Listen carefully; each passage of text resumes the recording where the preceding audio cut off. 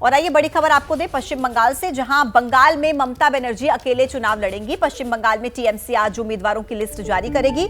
सभी 42 सीटों पर टीएमसी नामों का ऐलान करेगी। ये बड़ा अपडेट आप तक पहुंचा रहे हैं। बंगाल में अकेले चुनाव लड़ेंगी ममता। आज टीएमसी बंगाल में लिस्ट जारी करेगी। 42 सीटें, सभी 42 सीटों पर नामों का ऐलान हो जाएगा और अकेले ममता चुनाव लड़ने वाली हैं। तो ये ऐलान हो चुका है कि ममता बनर्जी बंगाल में अकेले चुनाव लड़ेंगी, कोई गठबंधन नहीं। आज टीएमसी बंगाल में लिस्ट जारी करने वाली है।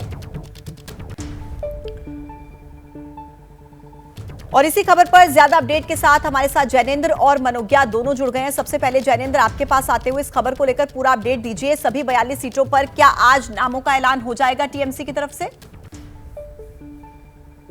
बिल्कुल, तृणमूल कांग्रेस की सुप्रीमो ममता बनर्जी की आज एक बड़ी रैली है कोलकाता के ब्रिगेड परेड मैदान में, और उसी रैली के मंच से ममता बनर्जी अपने सभी उम्मीदवारों, लोकसभा उम्मीदवारों के नाम का ऐलान करेंगी। और टीएमसी के सोर्सेज से जो हमें पता चला है कि पश्चिम बंगाल की सभी 42 सीटों पर उम्मीदवारों का ऐलान तृणमूल कांग्रेस करने जा रही है, और आज ही ममता बनर्जी सभी 42 सीटों पर उम्मीदवारों के नाम का ऐलान कर देंगी। तो एक तरफ तो ये एक बड़ा अपडेट है कि तृणमूल कांग्रेस के सभी उम्मीदवारों का ऐलान आज ही हो जाएगा। वहीं इस खबर से जुड़ी हुई दूसरी महत्वपूर्ण बात यह है कि पश्चिम बंगाल में जो इंडिया गठबंधन की। ठीक है जैनेंद्र, आवाज में थोड़ी दिक्कत आ रही है, आप उसको दुरुस्त कर लीजिए। मैं मनोज्ञा के पास जाती हूं तब तक। मनोज्ञा, पश्चिम बंगाल में अब कोई संशय नहीं, कोई गठबंधन नहीं होगा, ममता बनर्जी अकेले चुनाव लड़ने वाली हैं। क्या जानकारी आपके पास, विस्तार से बताएं मनोज्ञा।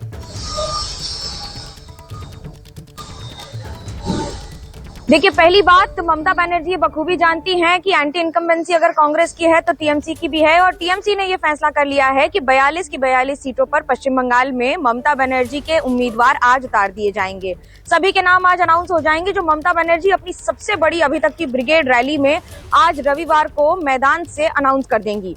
ये बड़ी बात है इसलिए क्योंकि कांग्रेस का गठबंधन, जो अभी तक इंडिया गठबंधन की खुद मुख्यमंत्री ममता बनर्जी और टीएमसी हिस्सा रही है, अब वो पूरी तरह से तार-तार बंगाल में होता नजर आ रहा है। क्योंकि 42 सीटों पर अगर कैंडिडेट्स दे रही है टीएमसी, तो फिर अधीर रंजन चौधरी जैसे उम्मीदवार, जो कद्दावर नेता माने जाते हैं कांग्रेस के, उनकी भी 2 सीटों को नहीं छोड़ा गया है।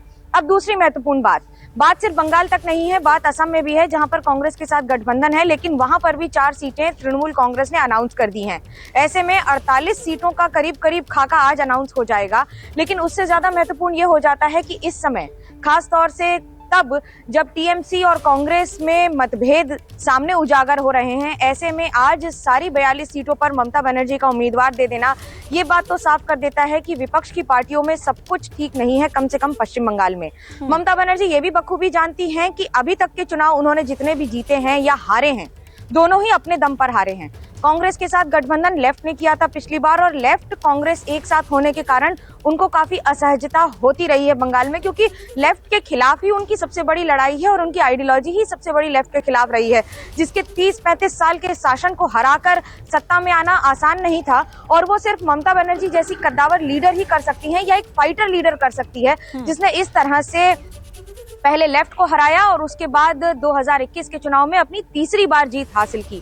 2024 के चुनाव के पहले ही, क्योंकि प्रधानमंत्री नरेंद्र मोदी लगातार कैंपेनिंग कर रहे हैं और अभी तक 3 सभाएं कर चुके हैं बंगाल में, तो ये देखना बड़ा ही दिलचस्प होगा कि किस तरह से उत्तर बंगाल या दक्षिण बंगाल में आज उम्मीदवारों की लिस्ट आएगी।